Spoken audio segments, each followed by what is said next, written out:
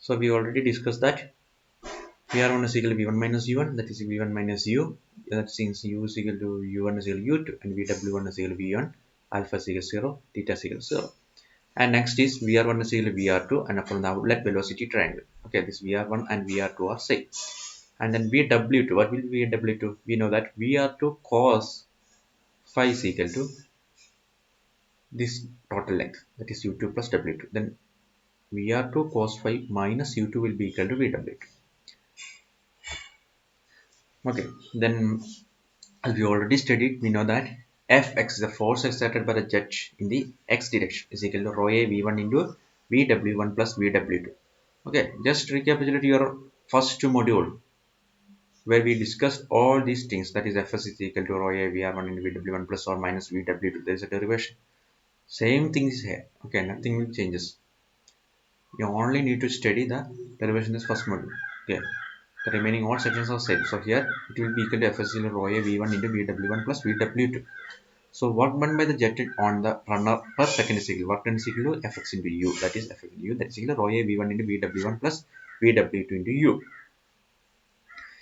Then the power given by the runner to the jet is equal to rho a v1 into vw1 plus vw2 into u divided by 1000. That much of kilowatt. So work done per second per unit weight is equal to rho a v1 into vw1 plus vw2 into u. This is the power.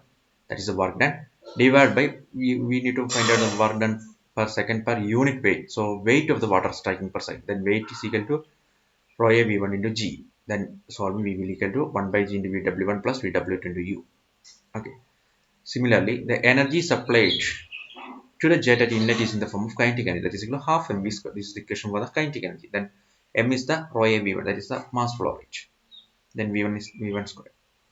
Then hydraulic efficiency H is equal to work done per second divided by kinetic energy. Then work done equation is given here, rho a v1 into vw1 plus vw2 into u. That is this one. And the equation for the kinetic energy is written here. So we will get 2 into vw1 plus vw2 into u divided by v1 square. This is the equation for the hydraulic efficiency. Now we have the v where w1 is equal to v1, vr1 is equal to v1 minus u from the inlet velocity triangle. And from outlet triangle, we can write that vr2 is equal to v1 minus u. Okay, since vr1 is equal to vr2, so we can write as v1 minus u. Then vw2 is equal to vr2 cos phi minus u. vr2 cos phi minus u is equal to vw2. Just apply your trigonometry. The basic trigonometry is in okay. Only the trigonometry is saying here. Then vr2 cos phi minus u is equal to v1 minus u. That is vr2 is equal to v1 minus u into cos phi minus u. Substituting these values of the vw1 and vw2 in the equation, we will get efficiency is equal to, what will happen, 2 into vw1. So vw1 is equal to this term, that is v1 minus u, and supplying this one, applying this one, that is a vw2. What will happen? This way. Efficiency is equal to 2 into v1 plus v1 minus u into cos phi minus u into u divided by v1 square. And solving, we will get 2 into v1 minus u into 1 plus cos phi into u divided by v1 square. This is the equation for hydraulic efficiency. Next, we are finding out the expression for the maximum efficiency. Now, to find out the expression for the maximum efficiency, we are differentiating this efficiency with respect to u. And it is equal to 0. Okay, maximum efficiency time is equal to 0. And on differentiating, we will get u is equal to v1 by 2. So this is the expression for the maximum efficiency. So if you substitute this u is equal to v1 by 2 in this equation, that is 2u into v1 minus u into 1 plus cos phi divided by v1 square, we will get efficiency maximum is equal to 1 plus cos phi by 2.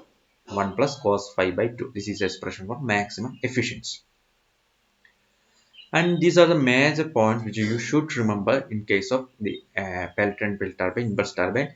While we are doing this problem, these terms will be useful. Okay, so v1 is equal to cv into root 2h, where cv is the coefficient of velocity, h is the net head available, and we have u is equal to phi into root 2h. Okay, velocity of wheel. Okay, and the velocity, the term, the phi, that's the speed ratio, is normally ranges between 0.43 to 48.